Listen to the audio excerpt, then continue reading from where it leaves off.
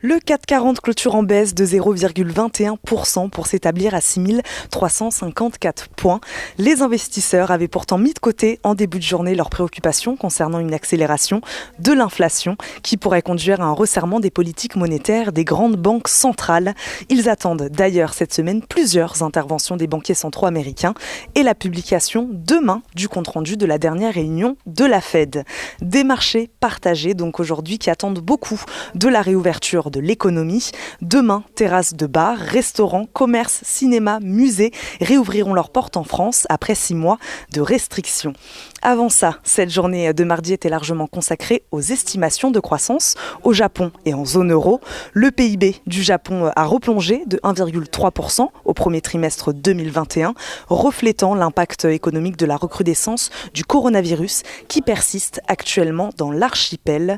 En zone euro, comme attendu, le PIB recule de 0,6% au premier trimestre par rapport au précédent. Par ailleurs, la balance commerciale de la zone euro a reculé à plus 13 milliards d'euros en mars, selon Eurostat, contre plus 23,1 milliards en février. Les exportations s'étant entassées, elles, de 0,3%, tandis que les importations ont augmenté de 5,6%.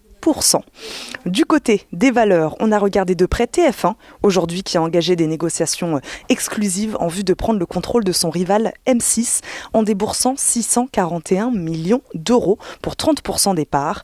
Une transaction qui va rebattre les cartes de l'audiovisuel français si elle franchit l'obstacle de la concurrence. On a suivi Danone également, qui a officialisé hier soir la nomination d'Antoine de Saint-Affrique au poste de directeur général du groupe, à compter du 15 septembre prochain. Gouvernance, toujours, le conseil d'administration de Score, lui, a choisi Laurent Rousseau pour succéder à Denis Kessler au poste de directeur général. L'action fait partie des fortes hausses de la journée. Le cours d'Engie, lui aussi, clôture en hausse à 3%, après l'annonce d'un nouvel objectif de croissance sur la période 2021-2023. Le groupe mise notamment sur une accélération de son développement dans les énergies renouvelables.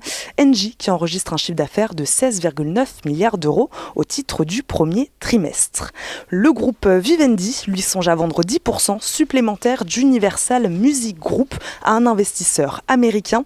Le groupe analyse également l'opportunité de procéder à une offre au public d'au moins 5% et jusqu'à 10% du capital d'UMG.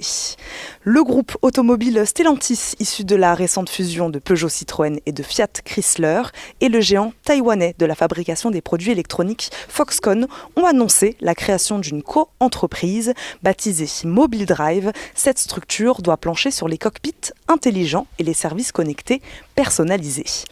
Et enfin, Iliad, la maison mère de l'opérateur de télécom Free, a enregistré un chiffre d'affaires en hausse de 33% à 1,846 milliards au premier trimestre, ce qui ne l'a pas empêché d'être en très forte baisse aujourd'hui.